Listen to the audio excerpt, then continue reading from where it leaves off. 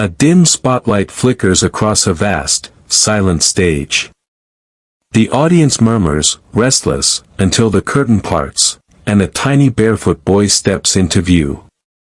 His clothes hang loosely, stitched and faded, his eyes carrying a mix of fear and quiet courage. A single microphone stands before him, taller than he is.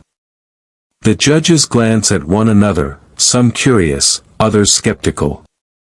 What could this little boy possibly bring that they hadn't already seen 1,000 times before? Then, he takes a deep breath.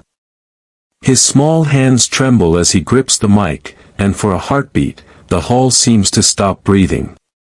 The first note escapes his lips, soft, trembling, but glowing with something otherworldly. His voice, angelic and fragile, rises into the rafters and wraps around every soul in the room. It tells a story no one can see, nights of hunger, laughter and poverty, a mother who sang to him under candlelight before illness took her away. Every word is pain turned into prayer. Every note is love refusing to die. Tears shimmer on the cheeks of the audience, the judges sit motionless, undone by truth in its purest form. As the final tone fades, silence reigns, a sacred silence, until thunderous applause breaks through. The boy lowers his head, whispers into the mic, "I sang for my mother. She's listening from heaven." Gasps echo.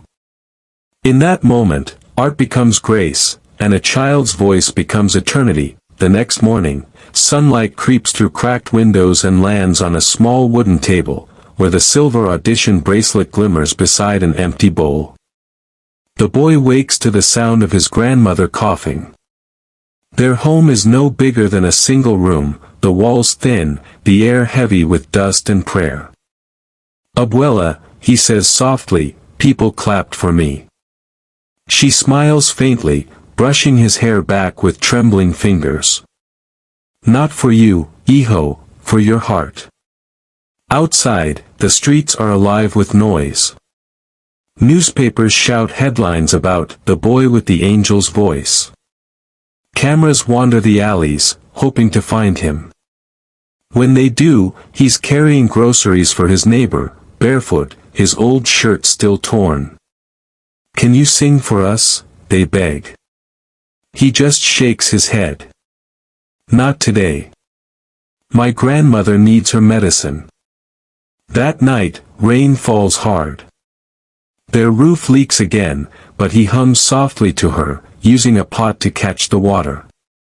"You made the world feel something," she whispers, her voice thin as air. "Promise me you'll never stop singing." He nods, eyes wet.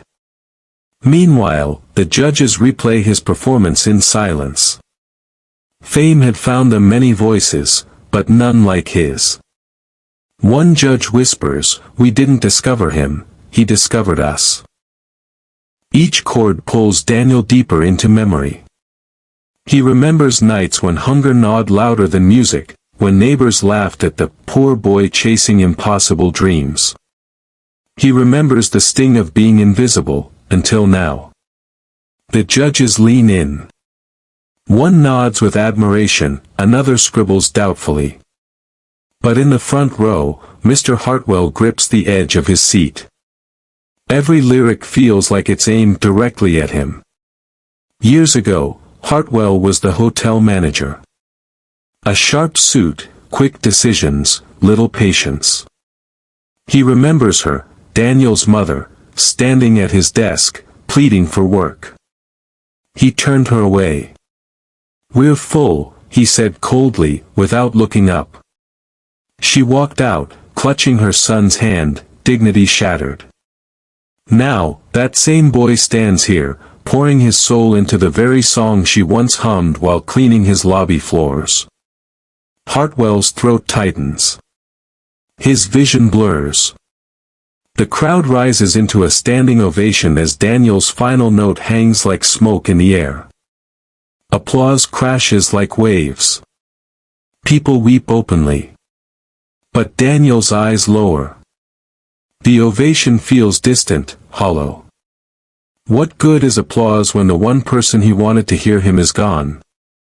He bows awkwardly, tears falling faster now. The curtain begins to close, but destiny isn't finished.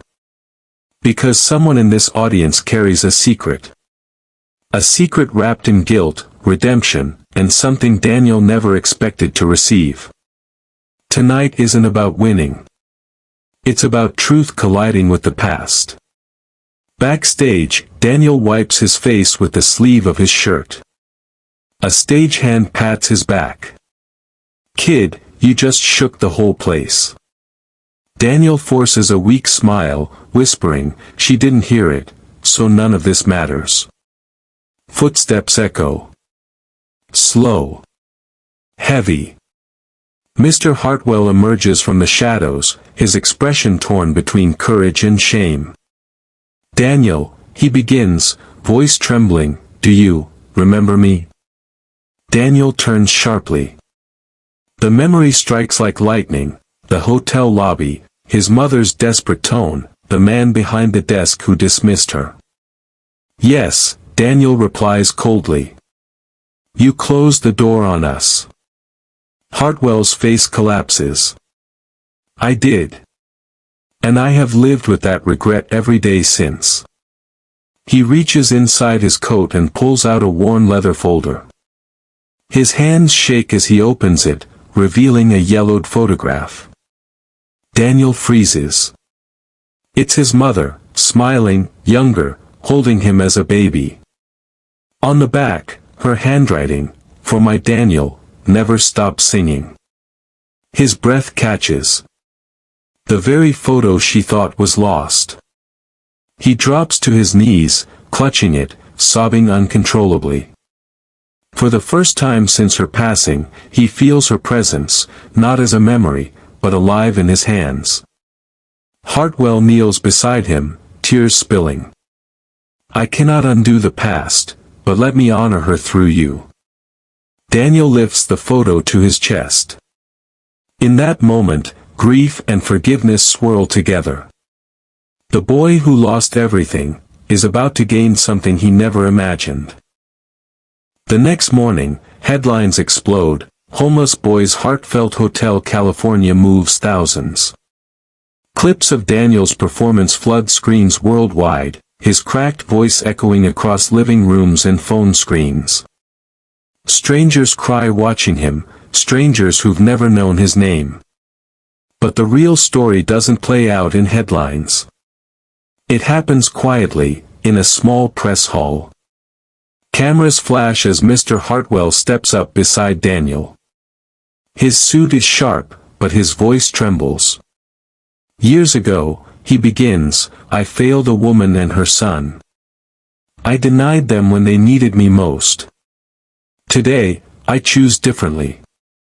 From this day forward, Daniel has a home, a scholarship, and every resource he needs to continue his mother's dream.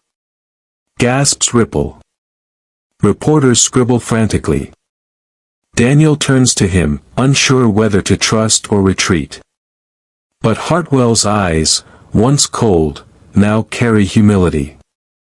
Later that evening, Daniel walks to a quiet cemetery. Kneeling at his mother's grave, he places the returned photograph against the stone. His voice breaks. "Mama. I sang for you." And the world listened. Behind him, Hartwell removes his hat, bowing his head in silence. No spotlight, no applause. Just two souls, one seeking forgiveness, the other learning to forgive. Daniel strums his guitar softly. Passers-by pause, drawn by the fragile sound. The song, "Once Is Alone," now belongs to anyone who's ever lost, loved, or longed for one more chance. But destiny has one last twist waiting, hidden in a letter sealed with truth. Months later, the hall is packed again, but this time, it isn't for a contest. It's for graduation. Caps and gowns sway. Families cheer. Pride fills the air. Daniel, taller now, dressed in his gown, walks across the stage to claim his diploma. The crowd rises, applause thunderous. But the loudest clap, steady and strong, comes from Mr. Hartwell, smiling like a father reborn. Daniel steps to the podium, voice trembling. I once believed music was just notes. But I've learned its sacrifice, its love carried through generations. My mother gave me her voice. And a stranger, once my enemy, helped me carry it forward. The crowd erupts, tears shining. As Daniel descends the stage, an usher hands him an envelope. Confused, he opens it. Inside, a letter written in careful script. I've been searching for you, Daniel. I never knew you existed. I am your father. Tonight, I finally heard your song. Daniel's hands shake. The auditorium gasps. He looks toward the back, where a man, older, unfamiliar, stands with tears streaming, nodding gently. Hartwell steps aside, eyes wide, realizing this isn't the end of his role, but the beginning of a bigger family than he imagined. Daniel clutches both the letter and diploma, overcome. He thought he stood alone in the world. Yet tonight, he stands with a legacy, a mother's sacrifice, a stranger's redemption, and a father's return. The boy who sang from pain now sings from love. And